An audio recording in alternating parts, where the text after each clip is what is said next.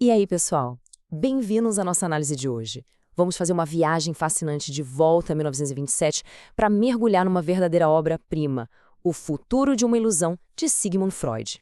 A ideia aqui é destrinchar como a nossa mente lida com a crença, a ciência e aquele desamparo que todo mundo sente de vez em quando.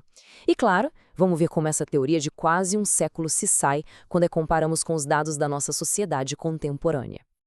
Então, será que esse é o fim da religião? Olha, uma pergunta e tanto. Para responder isso, a gente tem que voltar às origens das nossas crenças mais profundas. Vamos investigar uma previsão super ousada feita há quase 100 anos que prometia mudar tudo o que a gente entende sobre a fé. Bom, em 1927, o Freud soltou o que a gente pode chamar de uma verdadeira bomba intelectual com a publicação do livro O Futuro de uma Ilusão. E o que ele fez foi genial.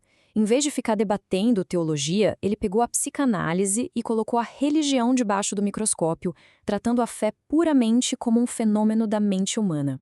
E o nosso roteiro de hoje vai passar por 6 pontos essenciais: a profecia de Freud, a religião como ilusão, o famoso complexo de Édipo, o diálogo dele com a fé, o tal do sentimento oceânico, e a gente fecha falando sobre um possível Brasil pós-religioso. Vamos direto ao ponto. Parte 1. A profecia de Freud e o destino da religião. A tese central do livro traz uma profecia bem contundente. Freud acreditava de verdade que, com o avanço do conhecimento científico e da razão, a humanidade ia inevitavelmente superar a religião. Para ele, ia esse tipo crescer, sabe? A gente descartaria a crença da mesma forma que uma criança eventualmente deixa para trás uma neurose obsessiva infantil. Ele até chegou a declarar que a nossa nova divindade deveria ser o Logos, que significa a razão, a lógica e a ciência. Freud via na ciência o único caminho seguro e verdadeiro para a gente entender a realidade ao nosso redor. Era um caminho que não oferecia promessas mágicas, mas sim verdades concretas. Certo, agora a parte 2, religião como ilusão. Vamos entender melhor essa relação entre a mente e a crença. Para a gente captar a essência da crítica dele, tem uma diferença muito importante aqui. Freud não disse que a religião era só um erro. Um erro é, sei lá, achar que a capital da Argentina é o Rio de Janeiro. Uma ilusão, na visão da psicanálise freudiana, é outra parada. É uma crença que nasce e se sustenta justamente por causa de um desejo psicológico muito profundo. O ponto-chave é o seguinte: a gente se apega a essas ilusões porque elas têm uma função vital.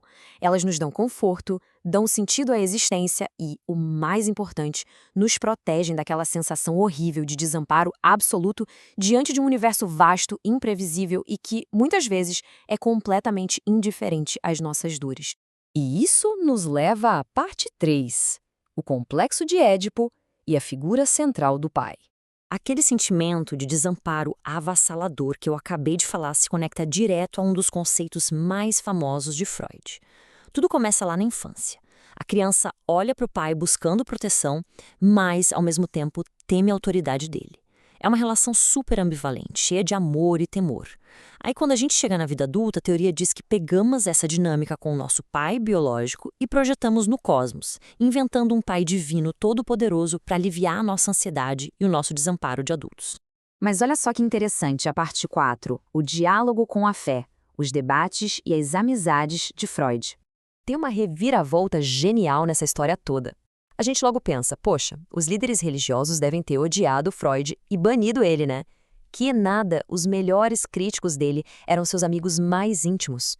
Freud tinha uma correspondência maravilhosa, profunda e super respeitosa com um pastor protestante chamado Oscar Pfister. A amizade deles era tão verdadeira que o Freud até adiou a publicação do livro por pura consideração aos sentimentos do amigo. E o Pfister, que por acaso também era fã da psicanálise, não deixou barato não, hein? No ano seguinte, em 1928, ele publicou uma resposta com o título brilhante, A Ilusão de um Futuro. O pastor argumentou que, na verdade, um futuro sem fé é que seria a grande ilusão. Isso é fantástico porque prova que um debate intelectual acalorado pode conviver perfeitamente com a mais profunda amizade. Avançando para a parte 5, o sentimento oceânico e a famosa crítica de Holland. Acontece que o Pfister não foi o único a questionar Freud. Uma figura gigante do mundo das artes também entrou no ringue, Romain Rolland, um músico e escritor francês vencedor do Nobel. Quando ele leu o livro do Freud, fez uma observação muito sagaz que batia de frente com essa ideia de que a religião vinha puramente do medo de uma figura paterna repressora. Roland trouxe para a conversa o conceito do sentimento oceânico.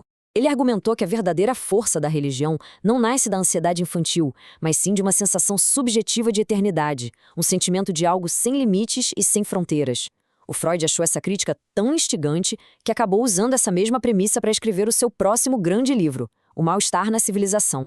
E agora, finalmente, a parte 6. Será que o Brasil está se tornando pós-religioso? Vamos dar uma olhada nos dados atuais.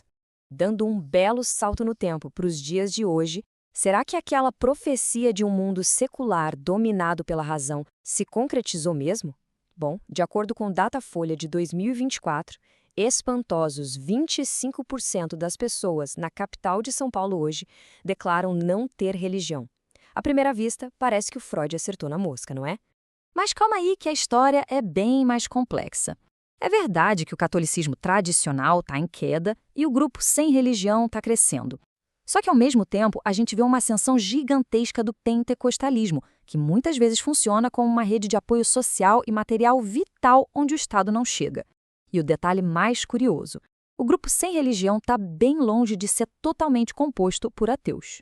Isso ilustra brilhantemente o que os sociólogos vêm dizendo.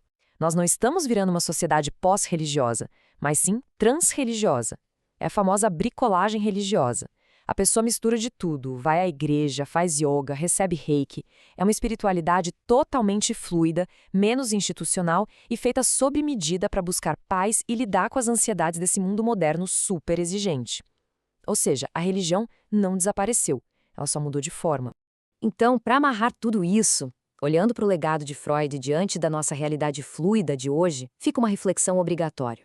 Estamos mesmo nos afastando do sagrado em direção àquela razão pura que ele previa? Ou a gente vai continuar inventando formas completamente novas de nos conectarmos com ele? Fica aí a provocação para vocês. Muito obrigado por acompanhar mais esta nossa investigação e até a próxima.